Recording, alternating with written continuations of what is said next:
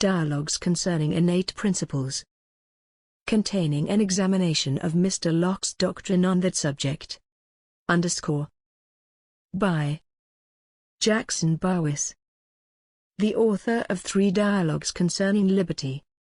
Maximeque aestimare conscientiam mentis fuae, quam diis immortalibus accepimus, quae nobis divi non potest, quae si optimorum consiliorum atque factorum testis in omni vita nobis erit, sine ullo metu et summa cum honestate vivemus. And must think that consciousness implanted in one's mind, which we have received from the immortal gods, and which cannot be taken from us, to be the most powerful motive of all. And if that is a witness of virtuous counsels and virtuous actions throughout our whole lives, we shall live without any fear, and in the greatest honor. Cicero, Oratio pro et Cluentio. London, printed for J. Dodsley, Paul Marl, J. Sewell, Cornhill, and W. Fox, Holborn. MCX 6, speech-to-text edition, without footnotes. Dialogue 1. After a sultry day, there is something peculiarly grateful and pleasing, said I to my friend, in the cool temperature of the evening air.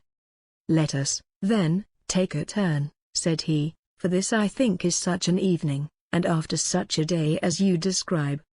We went out, walking gently on until we reached an agreeable eminence, from whence we contemplated, for some time, the beautiful serenity and clearness of the sky, the softness and stillness of the trees, and the pleasing silence which reigned around us, the sun sensibly descending below the horizon on the one hand, and the enlarged moon ascending on the other. Then, moving downwards into a fine vale, we entered under a long row of very lofty trees, whose tops, joining over a neat walk, cast a thick shade within. Along the side flowed slowly on, a deep and limpid stream reflecting the moon, which shot sideways through the trees. We soon found ourselves impressed with that pleasing gloom and sober thoughtfulness which such scenes do naturally inspire as night approaches.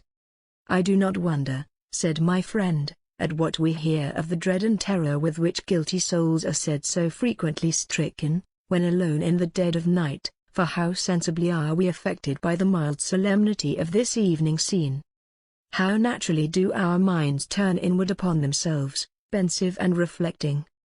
Darkness and silence exclude the exercise of our two most active and diverting senses, sight and hearing. Those pleasing and amusing faculties, being thus rendered inactive, and their power of diverting our thoughts being thus taken away, conscience will make her attacks with superior advantage, and will be found too hard for impudence to silence, or artifice to keep under. She will shake the weak fabric of a guilty mind to its very foundations. At such times, happy are they who can rejoice in a good conscience, for that alone can give our minds due steadiness and constancy. All this may be true, said I. But if, as Mr. Locke advances, conscience be no innate principle, but only our own opinion or judgment of the moral rectitude or pravity of our own actions, and that opinion be formed in us by the education, company and customs of our country, and if some men can prosecute what others avoid with the same bent of conscience, even to the committing of the most enormous crimes, without any remorse at all, then those terrors which you ascribe to a guilty, and that steadiness which you give to a good conscience, cannot be understood to prove anything to be really good, or evil, in the nature of the things for which conscience may thus approve or condemn a man, conscience being nothing more than what every man for himself fancies it to be, no innate, steady, or general, principle in human nature. True, said he ironically. And so a man may be a confirmed villain with a clear and good conscience, and a very honest fellow with a very bad one. What strange errors do the greatest men sometimes run into! Even the errors of such men, replied I, are respectable, at least so far as to deserve the pains of a serious refutation, on account of their great credit and other extraordinary qualities.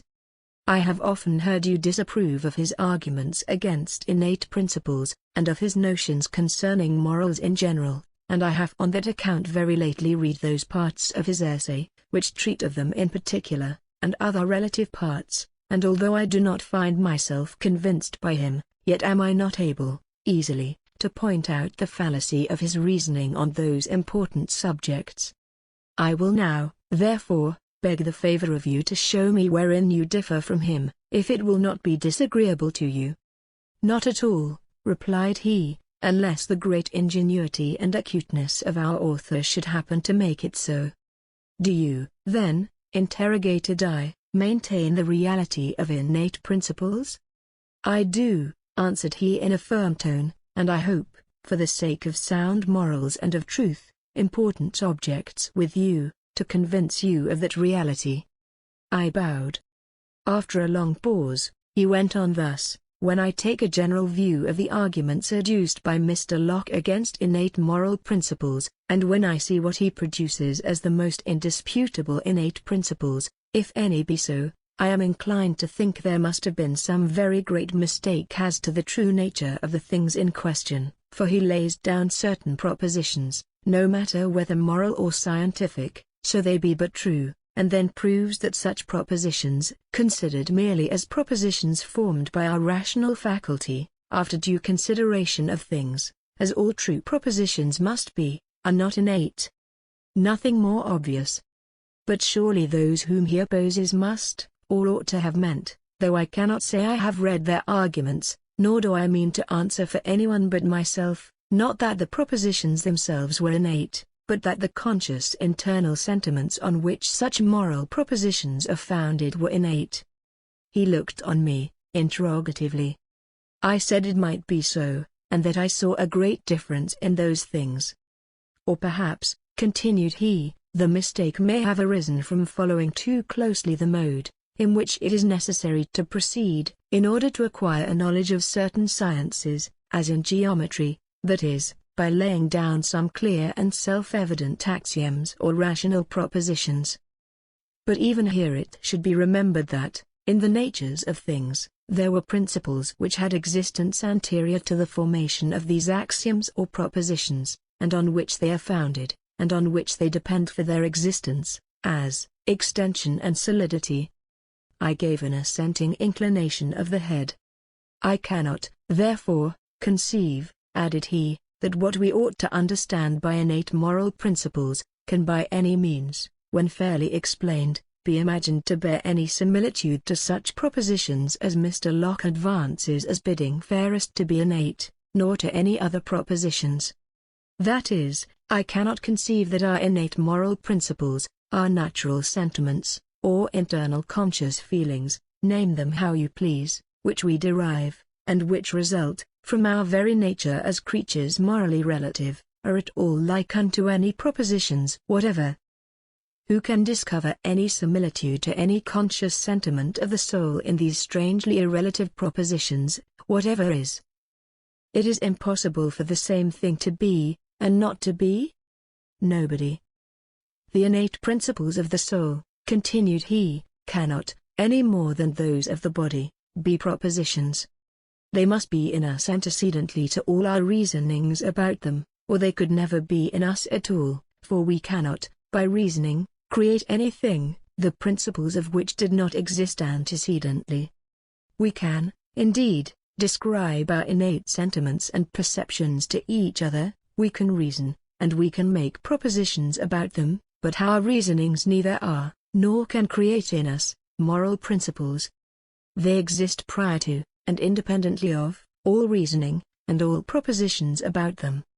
When we are told that benevolence is pleasing, that malevolence is painful, we are not convinced of these truths by reasoning, nor by forming them into propositions, but by an appeal to the innate internal affections of our souls, and if on such an appeal, we could not feel within the sentiment of benevolence, and the peculiar pleasure attending it, and that of malevolence and its concomitant pain, not all the reasoning in the world could ever make us sensible of them, or enable us to understand their nature. I do not see that it could, said I. Every being in the universe, continued he, must receive its principles from the divine creator of all things. The reason of man can create no principles in the natures of things. It will, by proper application, enable him to know many things concerning them which, without reasoning, he never could have known, and to explain his knowledge, so acquired, to other men, but the principles of all created beings are engendered with, and accompany, the existence which they receive from their Creator. And in a point so truly essential as that of morality is to the nature of such a creature as man, God has not left him without innate and ever inherent principles. He has not left to the imbecility of human reason to create what he knew it never could create, and what we know it never can create. Even in the abstracted sciences of arithmetic and geometry, reason can create no principles in the natures of the things treated of. It can lay down axioms and draw up propositions concerning numbers, extension, and solidity, but numbers, extension, and solidity existed prior to any reasoning about them.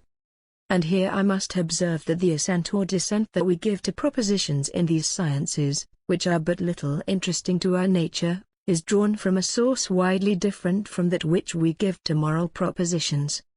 Thus, when we are told that the 3 angles of a triangle are equal to 2 right angles, and see the demonstration, we say simply, true. That they are equal to 3 right angles, false. These things being irrelative to morals, they move no conscious sentiment, and do therefore only receive our bare assent or dissent as a mere object of sense, in the same manner as when we say a thing is, or is not, black or white, or round or square, we use our eyes, and are satisfied. But the truth or falsehood of moral propositions must be judged of by another measure, through a more interesting medium. We must apply to our internal sense, our divine monitor and guide within, through which the just and unjust, the right and wrong, the moral beauty and deformity of human minds, and of human actions, can only be perceived.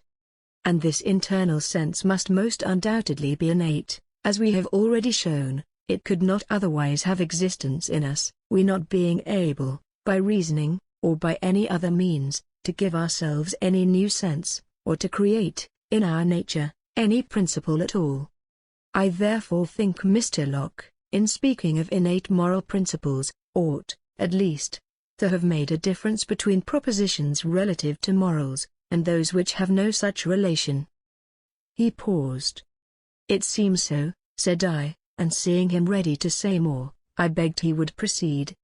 He continued thus, if we, in this matter, pay any regard to the analogy of nature, can we rationally allow innate principles, or inherent natural laws, to all the beings we have any knowledge of, and deny them to men alone? Were we to consider his soul and body as distinct natures, and not as to intimately united, perhaps, to be easily separated, could we allow innate principles to the body and none to the soul but what it must create for itself? It must be absurd. It must be absurd to suppose that man, who is utterly incapable of thoroughly understanding the true natures of those principles, by which every other being exists and is actuated, should be left to contrive and create principles for the conduct of the most refined part of the creation that we are acquainted with, for the human soul.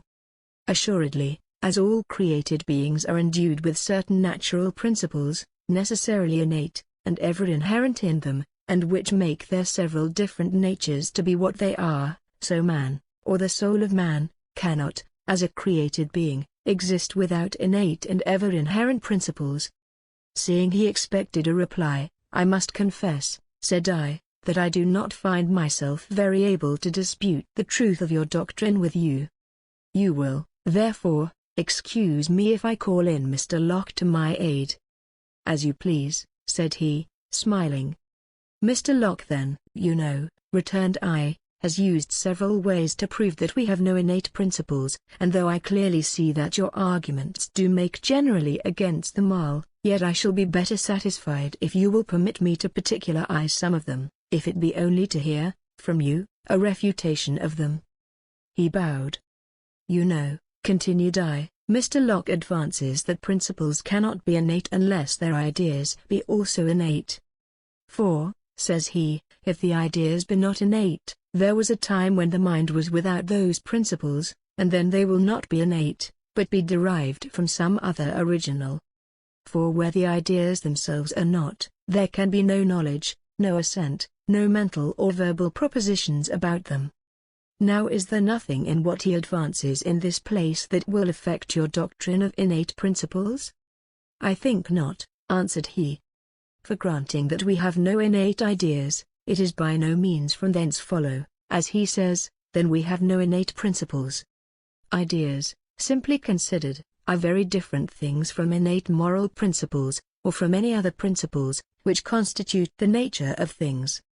If I have not already shown, I will, by and by, endeavor more clearly to show that the propositions we compose according to our idea of things are nothing but propositions. They are not really the principles of the things treated of.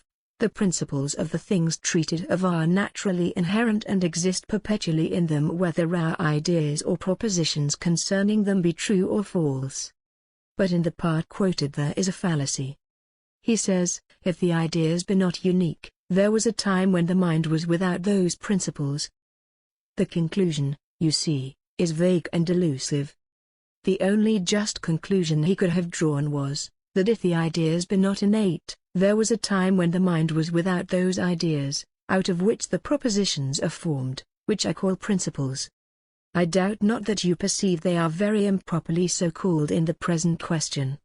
For Mr. Locke thus confounds the principles of our nature, and the ideas contained in the propositions he names, together, as if they were the same things, but they cannot be so, because the one receives existence from the prior existence of the other.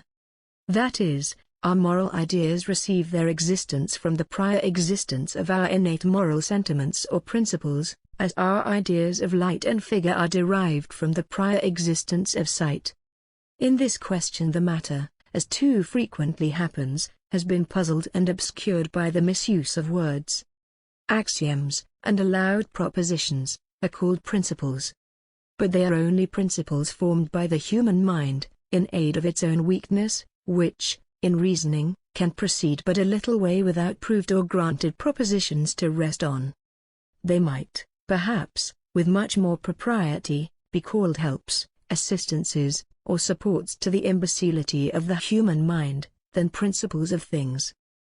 The principles which naturally inhere in every species of created beings are of a nature entirely different.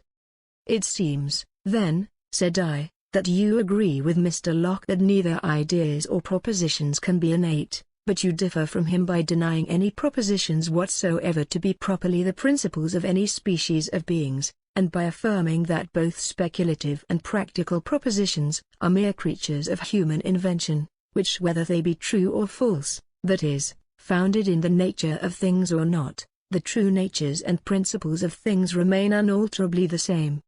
That is my meaning, replied he, and that, therefore, most of the arguments advanced by Mr. Locke against innate principles are nothing, or but very little, to the purpose, because they only tend to combat things as innate principles which are nothing like innate principles, and, if it be not too bold a thing to say of so penetrating a genius, he seems only to have been fighting with a phantom of his own creating. Indeed, highly as I think of his genius and integrity, I should have much doubted of his sincerity in this doctrine if we had not frequently seen men of the first-rate abilities suffer themselves to be carried into great absurdities by their fondness for a favorite system, or, by too hasty a desire of forming a perfect one. It is certain, however, that nothing can be more excellent than his work as far as it regards our manner of acquiring ideas by sensation and reflection. But what should move him to advance that we have no other way of acquiring ideas, why he should exclude our moral sense and deny even its existence with the pains of so much acute false reasoning, I shall not, at present, endeavor to explain. But having so determined, he found it necessary to remove all notions of innate moral principles, and with them, all other innate principles, out of the way, in the beginning of his book, for had they been granted, another source of ideas must have been admitted besides those of sensation and reflection as explained by Mr. Locke. And I shall not hesitate to affirm that a clear and indisputable explication of this mode of acquiring ideas would have cost him much more pains and trouble than all the rest of his most ingenious work. For human actions and opinions, in the ordinary course of things, pass away in so rapid a succession as to leave no lasting traces behind them, nothing fixed to which we may refer for a renewal or a correction of our moral ideas concerning them, if our memory prove deficient. And, unless they be recorded with extraordinary accuracy, they can seldom be contemplated a second time in precisely the same light in which they were viewed at the first. But all those ideas which arise in our minds by the impressions which external things make upon our senses being derived from objects of fixed and lasting natures, when our memory fails us, when we doubt the clearness or precision of our ideas, we can, generally, refer with ease to the objects themselves, and can renew, or rectify, our ideas at pleasure. This renders geometry so certain and indisputable as science, for the least variation or incorrectness in our ideas may be discovered and corrected by recurring to the figures themselves, which, through the medium of sight, convey invariably the same ideas to the mind. Nor is there any impediment, anything naturally interesting to our affections, in the nature of the things themselves, that should make us see them falsely or apply them irrationally. But it is not so in moral science. It more closely concerns and is more deeply interesting to us in every point of view. It therefore throws more impediments in our way to a right understanding and clear comprehension of its truths. Our early imbibed prejudices, misplaced affections, our governed passions, and jarring interests, distort and falsify our ideas in moral subjects extremely, nor can a just and natural representation of our moral sentiments or feelings take place in our minds until those delusive and turbulent enemies to moral truth be subdued or properly corrected. And also to men whose affections and passions are duly tempered, and minds naturally adjusted, moral truths may be as clear as mathematical ones, yet, from the unhappy circumstances above mentioned, they are generally much more clouded and obscured, and are, therefore, perpetually subjected to tedious and unpleasant disputations, a very untoward and disgusting circumstance without a doubt. But which you think, replied I, not enough so to have caused Mr. Locke to deny the existence of innate moral principles, things so essentially interesting to the cause of virtue, and which, you consider as a source of ideas, not comprehended in what he understands by sensation and reflection. And are you not of the same mind? Interrogated he, in a lively tone. At present I am, answered I, but yet I must bid with Mr. Locke to be more clearly informed concerning the nature of those innate principles, for, says he, nobody has yet ventured to give a catalogue of them. By the demand of a catalogue of them, said my friend, he seems only to expect a string of moral maxims or propositions, but these, we have agreed, with him, are not innate principles. We have agreed that they are not properly principles of things at all. But, before we attempt to explain further what we mean by innate moral principles, it may not be improper to endeavor to define what we would be understood to signify by the word principle, so far, at least, as it regards our present inquiry, and so, perhaps, when we come to speak of any innate principle, after describing it as well as we can, we may be allowed to say what Mr. Locke says of the faculty of perception, which I presume is innate, viz. Whoever reflects on what passes in his own mind cannot miss it, and if he does not reflect, all the words in the world cannot make him have any notion of it. So, our moral principles be innate, and of a simple nature, when we would describe the sensations or sentiments they produce in us, if by turning men's minds inward upon their own feelings we cannot make them perceive what they are, words in any other view will be vain and useless. Yet in essentials all men must be sensible of them, and capable of perceiving them, clearly enough, in plain, practical cases, for all the good purposes of human life, except, indeed, such persons as Mr. Locke very strangely, not to say preposterously, selects as the most likely to preserve a pure and perfect sense of them, viz.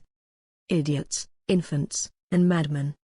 He was going to proceed in the definition of his meaning by the word principle when, finding we were just at home, he declined it to another opportunity, to which I assented, on a promise that it should be early next morning.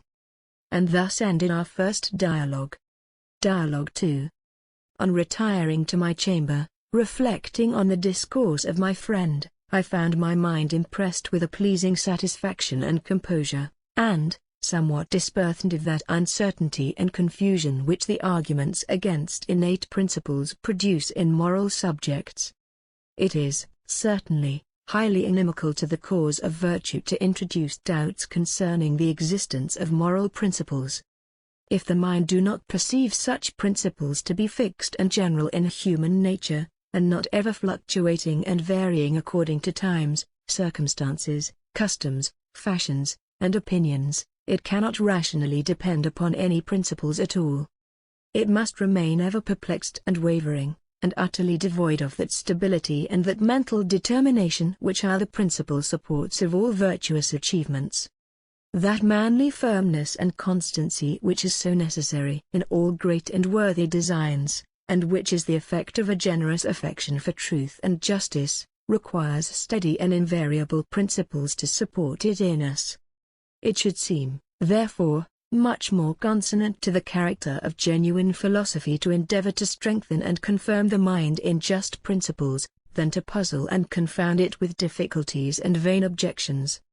For though the human understanding may be, nay must be, incapable of solving many difficulties in the nature of things, yet to stick to those difficulties tenaciously and to apply them continually to prove the uncertainty of our knowledge and to leave us perplexed and confounded is doubtless but a very untoward, left-handed, kind of philosophy.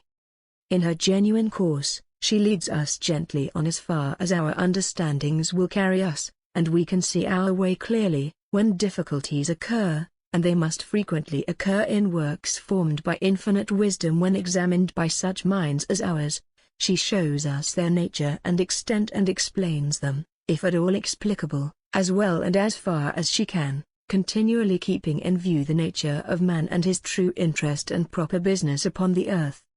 In the morning I rose with the sun, and traversed the garden waiting with impatience the rising of my friend. It was not long, though I thought it so, before he came down and joined me, with a smile, in one of the walks. After taking a turn or two and discoursing lightly on the beauties of the objects around us, I reminded him of his promise, and of the subject with which he concluded his discourse the preceding evening. "Your demand is just," said he, and after musing a short time, he began thus: "In all subjects of reasoning, we can never be too careful in fixing the meaning of our words, especially of those words on a clear understanding of which the knowledge of the matter in question principally depends. We will therefore endeavor to explain our ideas of the word principles, as employed in our present inquiry, with as much precision as we can. I humbly conceive, then," continued he, "that no thing or being in the universe could possibly exist or be what it is without certain necessarily inherent qualities, properties, energies, or laws, which together form and constitute its nature and cause it to be specifically what it is.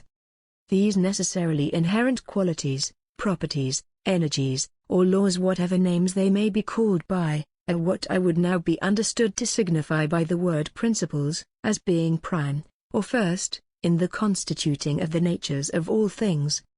Thus all the animal creation, all the vegetables, have their general, and their specific, principles.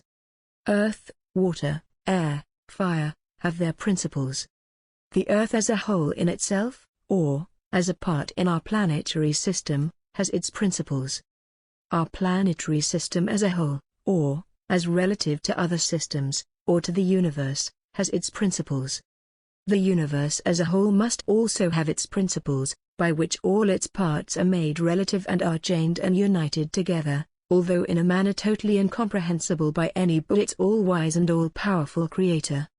But of Him, the great first cause, the principle of all principles, of Him, from whom the whole universe and all that it contains derive their principles, what shall we say, or how speak, with propriety?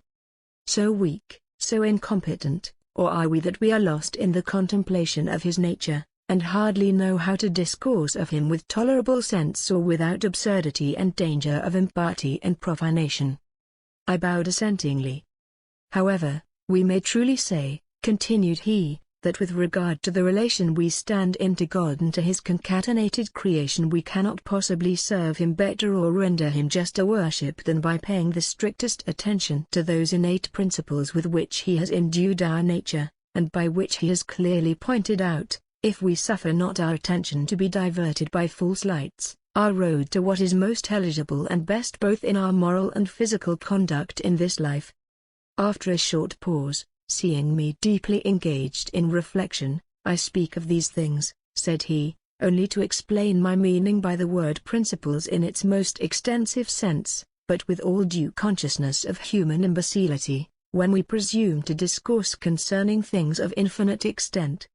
But I take such to be the notions we must naturally and do most usually entertain of the one general or universal principle whenever we think attentively or rationally about him. Yet still we must observe that we are not capable of attaining any certain knowledge of the true nature of such a principle, we can only perceive it as a cause by the effects, but we know not how it causes." He looked on me. "I do not object," said I. "Then we will descend a little," continued he, "for our minds are better adapted to more confined views, and to the consideration of parts, than of the whole of the creation. In nature, things are distinguished from each other and are arranged into kinds and species, and we do no more than follow her in so considering them. The general laws by which every kind exists and is moved and actuated are the general principles of that kind. The particular laws by which every species exists differently, and is moved and actuated differently from its kind, are its particular, or specific, principles. Thus every kind and species of beings have principles naturally inherent in them." "True," said I, "but do we know what those principles are, or how they act in them, so as to produce the varieties which we see in their natures?" "Perhaps not," replied he, "for of the principles of beings without us, we can only judge by the perceptible effects which they exhibit, nor can their true internal nature and manner of acting be ever understood by us any farther than by conjecture from the effects they produce. Yet we are certain of the necessary existence of such principles and their natures as cause the production of such differences and distinctions as mark the various kinds and species. A further knowledge, it seems, was not designed for man, nor indeed does it appear to me that it would be either useful or convenient in our present state and short duration here. It would only draw us more from our true and proper business, from the study of ourselves and of the nature of our kind, from which we already find but too many frivolous occasions to wander. It has long been an applauded fashion to make collections and to roam abroad in search of rarities and monsters for others to gaze at, indulging a sort of idle industry in vain curiosity concerning things but little relative, or perhaps quite foreign, to our nature, and such trifling is dignified with the honorable names of learning and knowledge. So much engaged with outdoors, however, it cannot be but our affairs at home must suffer, and our most interesting concerns lie neglected. For though I do by no means agree with those who think the most difficult of all knowledge is the knowledge of ourselves, yet I am very certain that men whose minds are continually employed in extraneous subjects of science, or in those amusing external arts which are irrelative to moral life, are but very rarely even tolerable proficients in the home science. Indeed, it is not to be expected that a man should be skillful in an art which he has never allowed himself time to think of or leisure to attend to. "I am very sensible of the fashionable folly," said I, "and know very well at how cheap a rate literary distinctions are purchased, and I must agree with you that a mind much addicted to extraneous researches is not likely to be very well informed at home, but I should be glad to know why you think the attainment of a knowledge of ourselves is less difficult than commonly imagined?" "I do not think," replied he, "that any kind of knowledge can be acquired without attention and study, but the knowledge we may attain of our own nature and principles is more clear and more certain, comes to us easier and with better evidence, than we can possibly acquire concerning the nature and principles of any other creatures. What man can doubt that it is more easy for him to know himself than it is for him to know any other man, or than it is for any other man to know him? If a man be incapable of knowing himself, a subject with which he is so intimately, so sensibly united, whose principles, sentiments, perceptions, thoughts, and designs he can always inspect and know without disguise whenever he pleases to view them impartially. I say, if he be incapable of knowing himself with the aid of so much previous, clear, intelligence, how much more incapable must he be of knowing any other man whose thoughts and designs he cannot be so sure of, or any other creature whose nature and true principles can never with certainty be known to him. In short, the truth is this, that unless a man be a tolerable adept in the knowledge of himself, and can perceive all the various turnings and windings of the human affections and passions and their effects in his own heart, he can have no rule or measure by which he may form and regulate his judgment concerning the actions and intentions of others. I think you are right, said I. It is probably, therefore, a true maxim, continued he, to say that it is easier for a man to know himself than to know any other man or any other creature, and that a man's knowledge of other men and of other creatures will very much increase as he advances in the knowledge of himself and of his own nature. For his most rational conjectures concerning the natures of other animals are principally founded on what he is conscious of in himself as an animal. He saw I did not incline to object. Let us then digress no farther, said he, but return to our subject. There is another kind of principles which is entirely of human creation, and which can only with propriety be called principles as they are the beginnings of human reasoning. These usually pass under well-known denominations of data, axioms, maxims, rules, etc. They are invented and formed by the human mind in aid of its own imbecility. They are foundations which it finds itself obliged to lay before it can proceed in the reasoning art to the building of any considerable structure. They may be solid or sandy, true or false. In proportion to their truth or falsehood will be the stability or instability of the structure we raise upon them. In short, they are merely inventions of the human mind to facilitate its own progress in the search of less evident and more important truths, or to enable us to prove to others, granting them to be true, that some other propositions must be true which had been denied, or of which there seemed to be some doubt. But it is important to the matter we at present have in view to remember that this form of principles can only be called principles relative to the human mind in the exercise of its reasoning faculty, and that the true and genuine principles of things which are formed and constituted in their natures neither are, nor are at all like unto those data, axioms, rules, or maxims of human invention, but exist quite independently of and prior to any such things. Well, said I, but what do you infer from all this? Why, do you not see, answered he, that all the principles which Mr. Locke advances and refutes as innate, if any, says he, can be so, are of this latter kind? I do, returned I, but what then? Why, then said he, Mr. Locke, with the greatest respect it be spoken, has very much misspent his time and pains, having only proved that certain data or maxims are not innate principles of human nature, which I hope you now perceive, though true, was nothing to the purpose, the innate principles of our nature and such data and maxims being quite different things. They seem so, indeed, replied I, and I perceive by your explication that data or axioms are of human invention, but that the principles which constitute the natures of things are of divine origin. But permit me to trouble you a little farther. If certain moral maxims be found to be indisputably just and agreeable to the true interests and happiness of mankind, though of human invention merely, may that not serve us in the regulation of our conduct as effectually as any innate principles whatever? Or, in other words, is not our reason given us to supply, in some degree, the place of innate moral principles?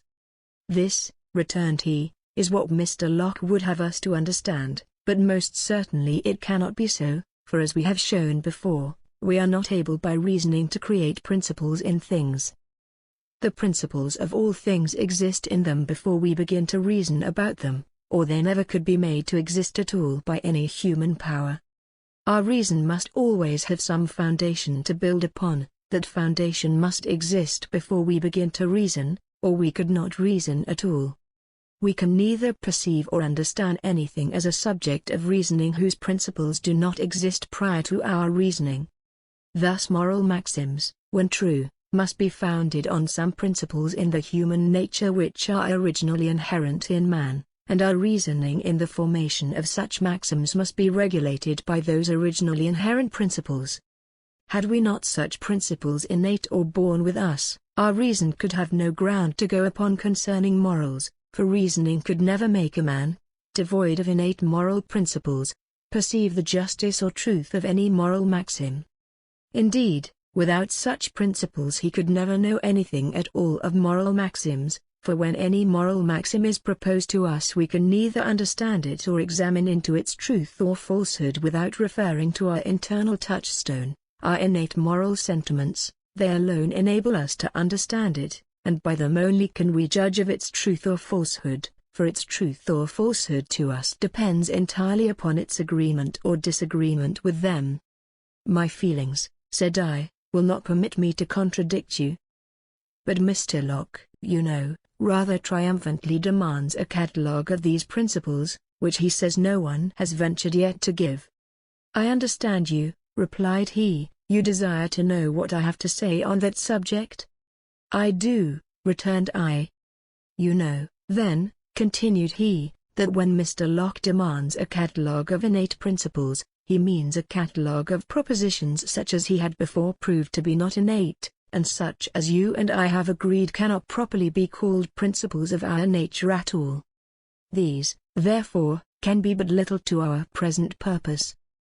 But nevertheless, we have innate moral principles which do not consist of propositions or maxims, but of internal sentiments or conscious feelings prior to all moral maxims, and without which, as you have seen, morals could have no foundation in nature, nor could be understood. All right and wrong, just and unjust, which concern the nature and happiness of man is perceived by him through what is innate, and formed in him in the very constitution of his nature, or he could never perceive or understand them at all. If anyone require a catalogue, or rather an exact description of these innate internal sentiments, I can only tell him what I feel within myself, and describe to him how the actions of men and how the relations of their actions, when I hear or read them, affect my nature and move my conscious feelings. Nor can he have any other rule of judging the truth or falsehood of my sentiments but by reference to his own conscience, by which only it is possible for him to form any rational judgment. Mr. Locke himself does not think a better explanation can be given of any simple perception, or idea, than that we do perceive it, which is as much as to say, thus I am impressed by the object, thus it affects me. How are you impressed? How does it affect you? This doctrine, you see, supposes that all men being of the same kind have the same natural principles in them, with the degrees only or more or less perfect, and that, therefore, their perceptions must be the same, or very nearly the same, and indeed, were they not so, they could never understand each other's meaning. We do not, therefore, contend about innate moral principles, as if they were innate propositions or innate ideas, but as principles naturally inherent in mankind, which being excited to action, raise in our minds ideas and concerning which we can make propositions. We can describe them to each other, and we can compare our feelings and perceptions of them together, as we can those of sight or any other sense.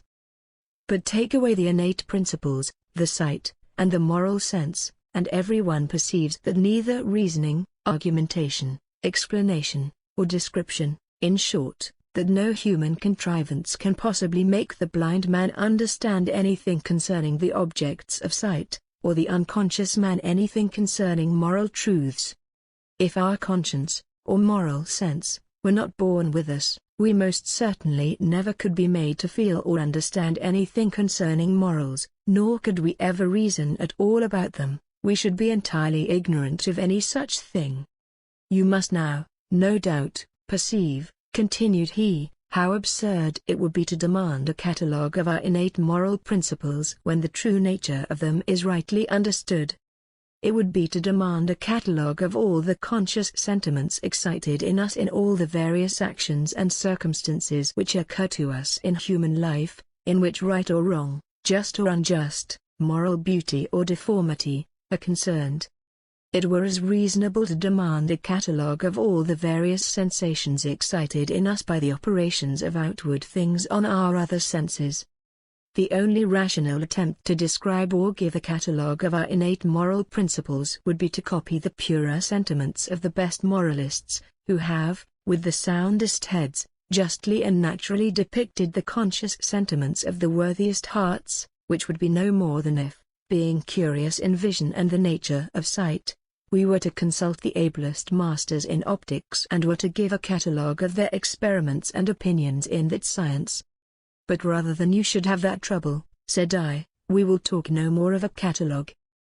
He smiled, and after a short silence, he proceeded to show that conscience, or innate moral principles, must be the same in all men. You know, said he, that Mr. Locke himself, presuming that creatures of the same species are endued with powers, faculties, or inborn principles, though he will not say innate, which are the same in every individual of the species, not defective, seems not to doubt that the simple ideas conveyed to the mind by the senses, though inexplicable by words, are the same in all men, or so far the same as to enable them very well to understand each other's meaning.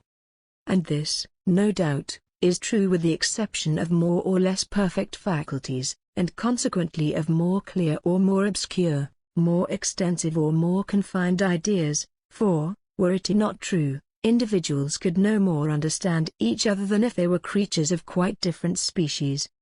If their natural faculties had not a very strong similarity, if the manner of their operation were not very much the same, how could they possibly nearly penetrate each other's thoughts or conceive ideas enough similar to enable them to hold any communication? But, this being allowed, it must equally hold in our innate moral principles, which though as to strength or weakness, clearness or obscurity, they be somewhat diversified in different men, yet they must be so much of the same nature, as to differ only in degree, not in kind, otherwise we could hold no intelligible conversation about morals. Certainly not, said I.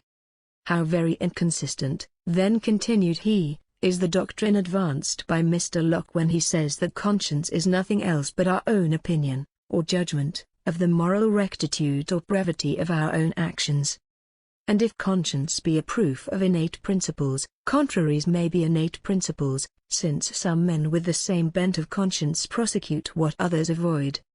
If this were true, if there were nothing internally the same, nothing common and inborn in the human species concerning moral rectitude or brevity, but if every individual in that point were distinct and a species himself, and could form moral sentiments which might or might not according to accidents or his own fancy have relation to or correspondence with those of other men, all intelligible communication on that subject must cease, and all the doctrines of morality among creatures thus distinct and irrelative must not only be impertinent and incomprehensible to each other, but must remain utterly devoid of the general nature, or those specific qualities, which only could render such doctrines useful to us as creatures of the same kind, nature, and constitution. All those faculties, qualities, or properties, continued he, which are comprised in the formation and constitution of an individual of any species of creatures, must be comprehended in every individual of the same species, not defective, otherwise he cannot be deemed to be of the same species, but another.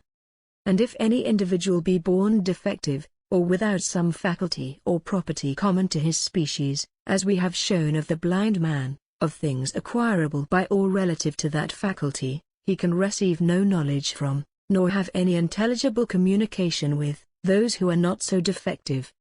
Unless those faculties and qualities which constitute a species were the same in every individual of that species, that consent of nature, or sympathetic charm which arises from the sameness of our feelings, and which draws together and unites the individuals of every species could have no existence. They could by no other means than by the identity of the principles of their nature be thus inclined towards each other, nor could they by any other means conceive anything of each other's nature, any more than if each individual were a distinct species. If all men, then, be of the same species, all the faculties, qualities, or properties which go to the constituting or making of a man must be the same in all men. That they are the same is clear because men do understand each other when they converse together concerning them. They differ, as we have said, only in degree. Now, conscience must be of this number. It is a quality or property common to human nature, varying only in the degrees of stronger or weaker, clearer or more obscure. Men understand each other when they speak of conscience, which, were it not the same in all, they could not do. It is, therefore, the same in all men, or it is nothing that can be useful to them. If conscience were, as Mr. Locke pretends, only the opinion or judgment of every individual concerning the moral rectitude or brevity of his own actions, and if those opinions and judgments be various and even contrary, as he allows and thinks he proves, it could be no natural, general, principle of the species, but men, in point of conscience, would be naturally quite irrelative to each other, and every individual would be a distinct species, and could no more judge of the conscience of another man than he could judge the conscience of any being whose nature was totally unlike his own. But our opinions or judgments cannot make or constitute any principle in our nature. If I have an opinion, or if I judge that anything will be good for, or pleasing to, my nature, which on experiment proves evil and displeasing, my opinion or judgment cannot make it otherwise. Our opinions may be lightly taken up, are grounded, and false, but the principles of our nature are the work of infinite wisdom, deep-rooted, and invariably true. And though at the expense of our own misery and vexation we may thwart and oppose them, yet they can never be eradicated by any power of ours, nor can their nature be changed by our erroneous opinions and judgments. Mr. Locke, I remember, continued he, seems to think the argument conclusive against innate moral principles when he shows us that all our ideas included in the propositions which he calls moral principles are acquired. But this is not going to the bottom of the matter in question. Mr. Locke always carefully avoids the use of the word innate whenever he names any of the principles or faculties by which we acquire our ideas of things. Yet, I think, he somewhere has called them inborn in the essay. And in his treatise of civil government he finds it hard to avoid innate principles, and he talks of the principles of human nature more than once. He likens the mind to a piece of white paper, ready to receive any characters or impressions. He informs us that through the medium of the senses the mind is impressed and receives such ideas as they convey. We therefore have no innate ideas. True. But can he justly say we have, therefore, no innate principles? Certainly not. For ideas and innate principles are not the same thing. Ideas are only the produce, and arise in consequence, of innate principles. Are not our senses innate through which we perceive those ideas? Is not the mind itself innate which perceives them? Most undoubtedly. And to object that they are dormant and useless until they be excited to action is frivolous, for so are our hands, our feet, and all our members and faculties, yet who can deny them to be innate, or born with us?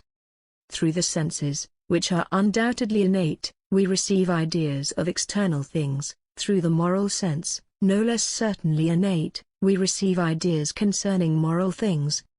Anyone born without sight cannot have the least idea of the objects of sight. Anyone born without innate moral principles, or a moral sense, cannot have any idea of moral subjects. Reasoning would be as vain and useless in one case as in the other. Reasoning cannot give sight to the blind, reasoning cannot give a moral sense to those born without it, it must be innate, or it cannot be at all.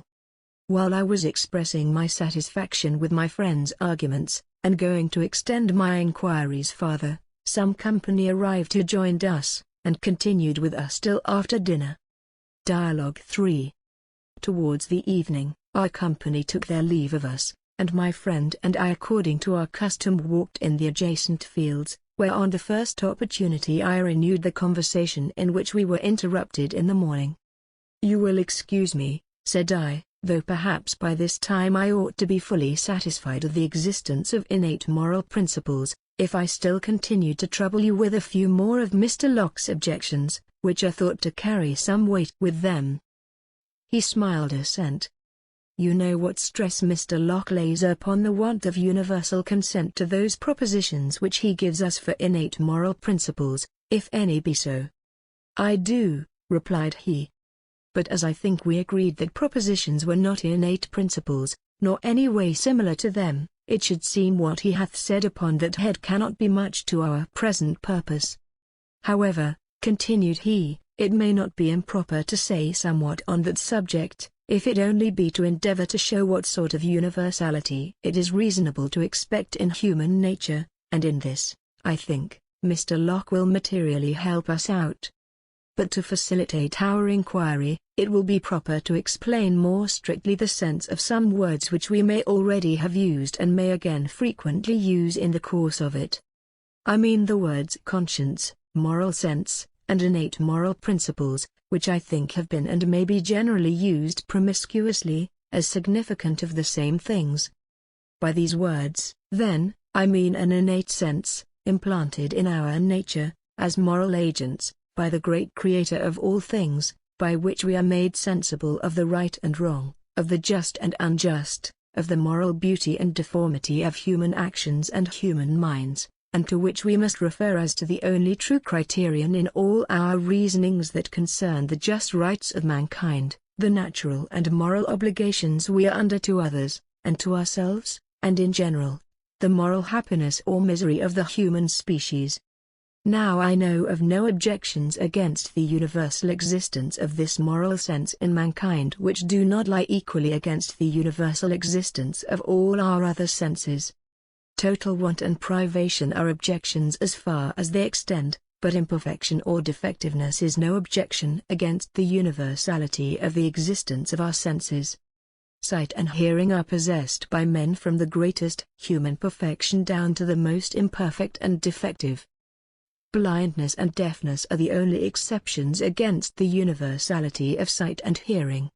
Conscience also is naturally inherent in all mankind, but as in the senses of sight and hearing, with various degrees of sensibility and clearness it may descend from the greatest perfection down to the most defective dullness.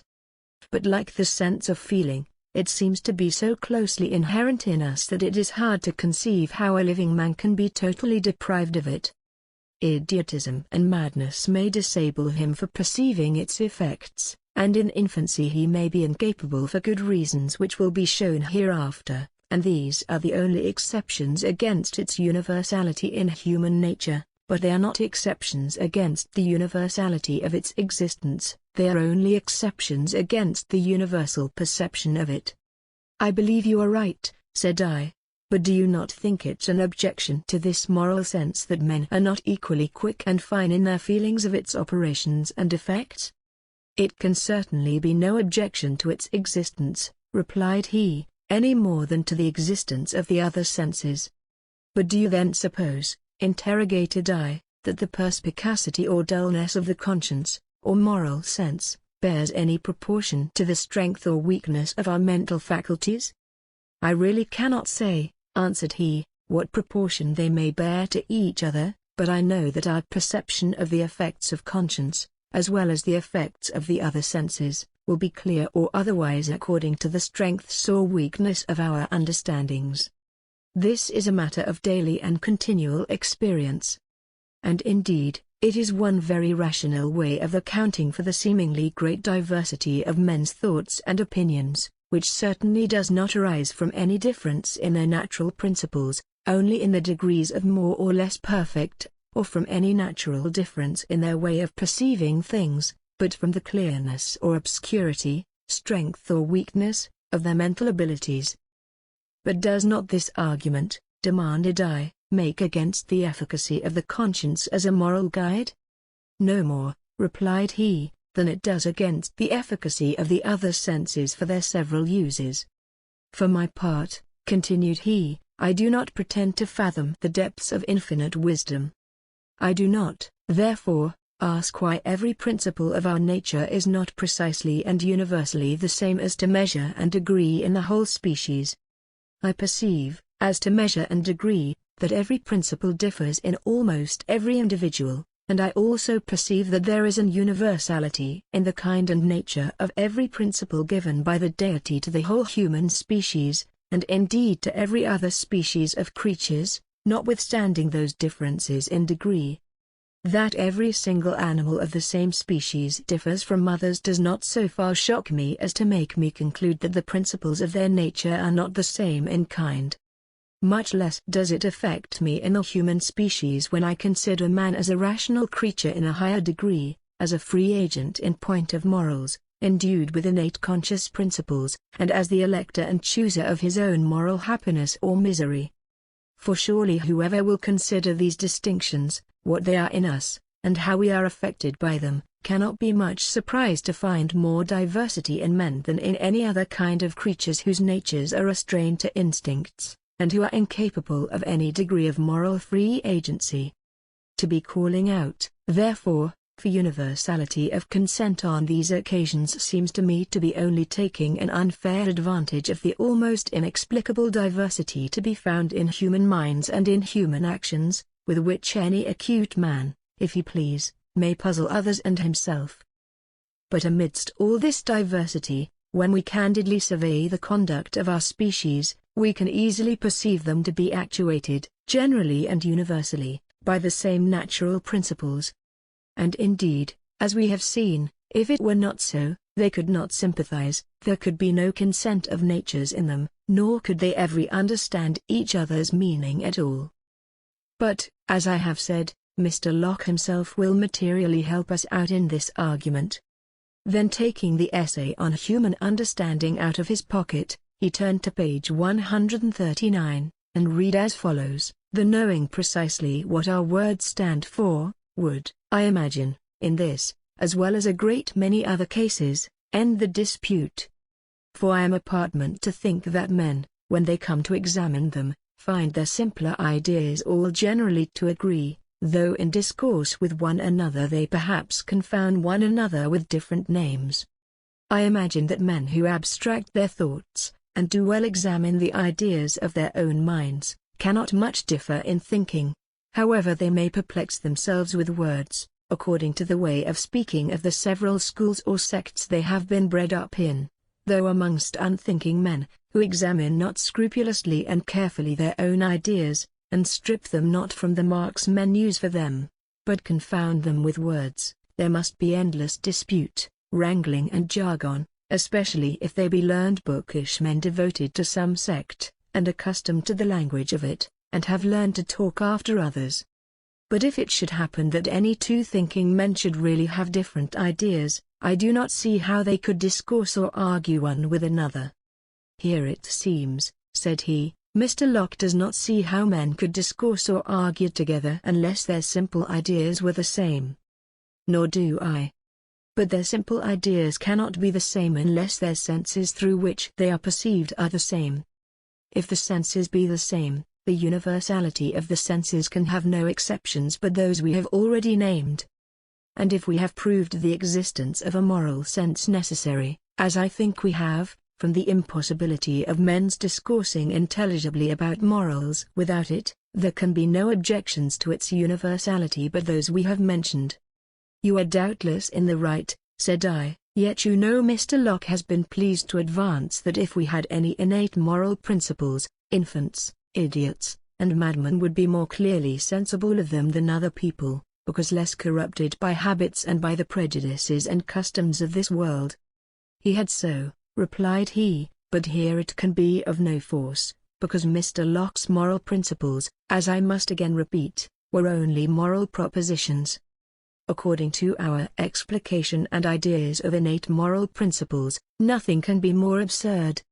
Would it not be as reasonable to say that infants, by their helpless ignorance and inexperience, that idiots, by their total want of understanding and capacity, and that madmen, by the distraction and disorder of their minds, were in a better condition on these accounts to distinguish nicely, and to judge accurately, of their sensations and moral sentiments? In truth, minds thus situated are too weak, or too confused and distracted, to be able to judge, or even to be sensible, of their own helpless and miserable condition. But as Mr. Locke denies that we have any innate moral principles at all, he supposes and assumes what he can neither suppose nor assume of any other principle of our nature. He supposes that if we have any innate principles of morality, they must not only be born with us, ready molded and formed into such evident and indisputable propositions as no man can deny. This is strange. Do we say that the sense of hearing is not innate because we are not born perfectly accomplished in music? Do we infer that our sight is not innate because we are not born opticians? Certainly not. Why, then, should we presume that our conscience is not innate because we are not born moral philosophers? If to the sight, to the hearing, and to the other senses, time and experience be allowed necessary, and if, to adjust properly the ideas and thoughts they have conveyed to us, understanding, attention, and judgment be wanting, why may we not, as reasonably, allow the same time and experience, the same understanding, attention, and judgment, to be requisite to the nature and proper conduct of our innate moral sense? It seems reasonable, answered I.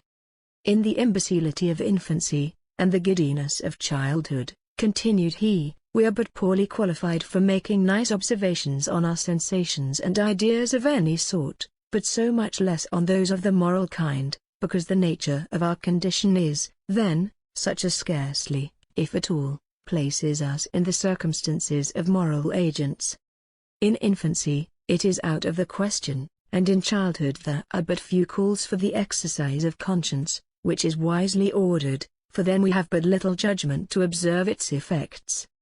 God has naturally placed us at these times, and much longer, under the care and tuition of parents, clearly indicating thereby our inexperience and want of capacity to govern ourselves. In short, in morals, as in everything else, our knowledge is progressive, and whoever desires to be a proficient in that science will find that experience, application, and good sense are at least as requisite as they are to the learning of any other inferior art or science.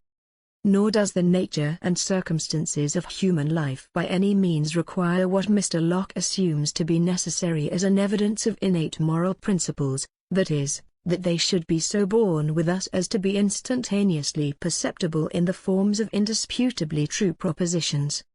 For though all our faculties of mind and body be born with us, yet as the most perfect use, and highest perfection, of any one of them is not naturally requisite or useful in infancy or childhood, God having created both our minds and bodies in a progressive, and not in a perfect or full-grown state, to object against any of them as not innate because it is not born with us perfect or full-grown, is only to object against it because it is not what it was never intended to be. The same objection may as reasonably be made against the innateness of every part or faculty of a man's body. Your senses may be as strong, as clear, and as perfect, as ever human senses were, your moral sense may be as true, as just, and though all be innate, yet is the knowledge acquired by them progressive, and perfected by slow degrees, nor do I see the least reason for excluding the moral sense out of this predicament. For my part, I can perceive nothing in all this but what is entirely natural, and quite consonant to the condition and circumstances of humanity. Here he paused. I cannot dissent from you, said I. Yet you know Mr. Locke speaks of soldiers in armies, and even of whole nations whom he supposes to be entirely devoid of all conscience or any moral sentiment. He does so, replied he, but that is but a continuation of the same error, and must be answered by the same kind of reasoning we have already employed, of which, perhaps by this time, you have heard more than enough.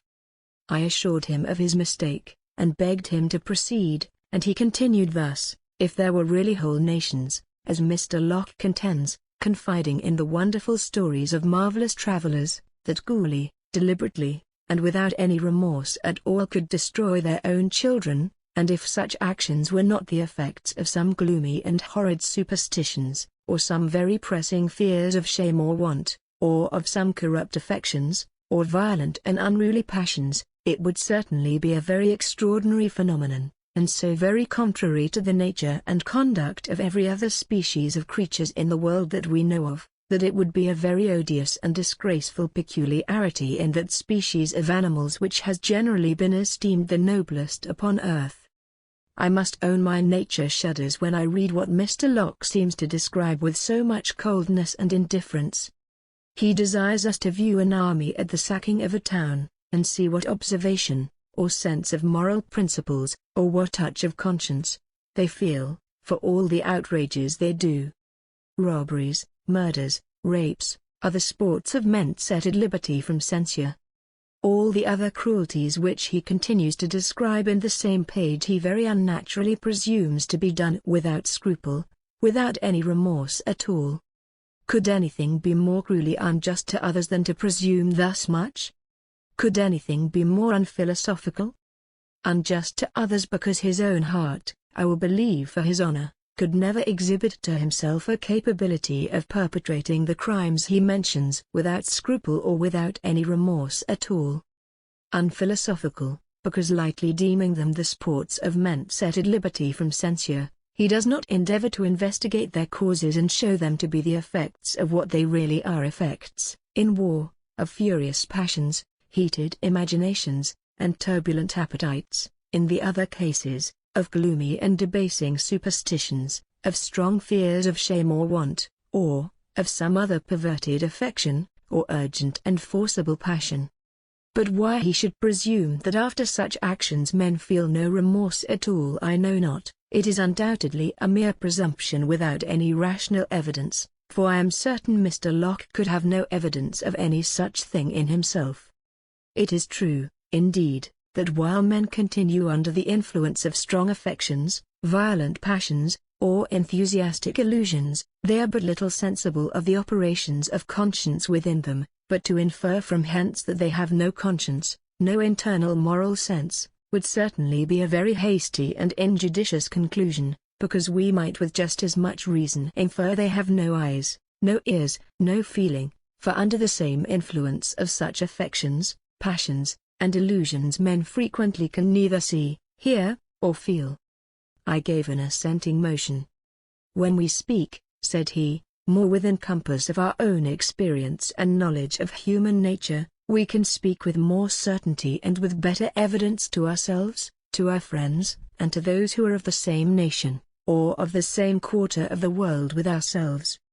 But when we range about the earth with voyagers and travelers who are generally but too well disposed to fancy things to be wonderful and extraordinary which they are unused to, and who are, most of them, but very unqualified to give us just accounts of the laws, customs, and religions of nations, who, if they were qualified, seldom stay long enough anywhere either to learn the language or understand the manners of the people whom they visit, and who can only judge, and that grossly, of the effects which come under their observation, but of whole causes they must often be ignorant or but very incompetent judges, I say when we range about the earth with them, taking their strange accounts for indisputable facts, we must surely be very well inclined to swallow anything to serve our present purpose. The truth is this, that if there were such nations, such creatures in the form of men, as these monster-loving voyagers tell us of, and as Mr. Locke seems so easily to believe there are, and who could perpetrate, as he assumes, all the unnatural barbarities he names without scruple, or without any remorse at all, the only rational inference to be drawn from it is that they are not of the same species with ourselves, for they most undoubtedly differ extremely from all that we know of humanity within the compass of our own experience and of our own internal feelings. In short, any unprejudiced man would find it as easy to believe that there were whole nations born deaf or blind, or without any of the senses. I must confess, replied I, after what has been said on the universality of the senses and of the moral sense, and after what Mr. Locke himself advances concerning the impossibility of men's understanding each other in discourse unless their simple ideas were the same, I think there can be no doubt of his mistake in this question. However, with your leave, I will still trouble you a little longer. Mr. Locke, after explaining to us the nature of pain and pleasure, and informing us that these like other simple ideas cannot be described nor their names defined, the way of knowing them being as are the simple ideas of the senses, only by experience, concludes in the next section, Things then are good or evil only in reference to pleasure or pain. You mention this, no doubt, said he, as a thing about which you are not satisfied. And it is certainly, in a moral sense, but a very gross account of good and evil, and even in a physical sense it will not bear scrutiny. Though it be true that pain or pleasure do, immediately or ultimately, result from all our actions as moral agents, yet to conclude generally that things are good or evil only in reference to pleasure or pain is a very considerable error. For in a moral view things are really good, or really evil, according as they serve or injury, or tend to serve or injure, the true interests of humanity, independently of the pain or pleasure that may accompany them. Pleasure or pain, simply considered, do not constitute what is morally good, or evil, in our nature. They are only concomitants of our good or evil actions, and more often ultimately than immediately. For the pains of vice and the pleasures of virtue are never so sensibly felt in the pursuit as after the accomplishment. Many things are morally good and productive of the best moral effects although accompanied with much pain and anxiety. As, when our affections are disordered and misplaced, and our indulged passions are become turbulent and unruly, so that the oppressed voice of nature can hardly be heard in us.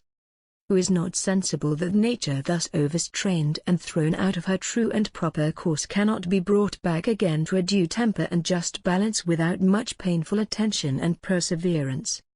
Things, therefore, are not morally good or evil only in reference to pleasure or pain.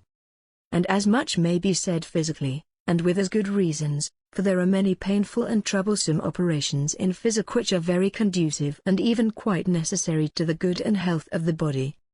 True, said I. But do you, then, deny that pain is evil, and pleasure is good, in an abstracted sense? In these abstruse questions, replied he, we are apartment to be puzzled by the abuse of words, and the present difficulty is of that sort. That pain is grievous there can be no doubt, and if we confine the sense of the word evil to signify grievous only, then pain is evil, but when we extend the sense of the word evil and make it signify all evil, moral and physical, or leave it to signify, indeterminately, what everyone fancies to be evil, then to say that pain is evil is not true.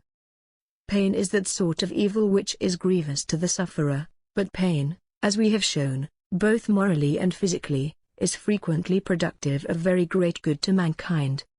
So pleasure, abstractedly, is delightful, which indeed is only saying that pleasure is what it is. But when we say that pleasure is good, that must depend upon the signification we give to the word good. If by good we mean only pleasant, then it is indisputable, but if by good we mean morally right, just, or reasonable, or in a physical sense, conducive to health, nothing can be more clearly false. Here we were interrupted by the presence of the ladies who came out to meet us, when our conversation turning upon more agreeable things, our discourses on these subjects ended, and were not renewed during my stay in the country. Finis,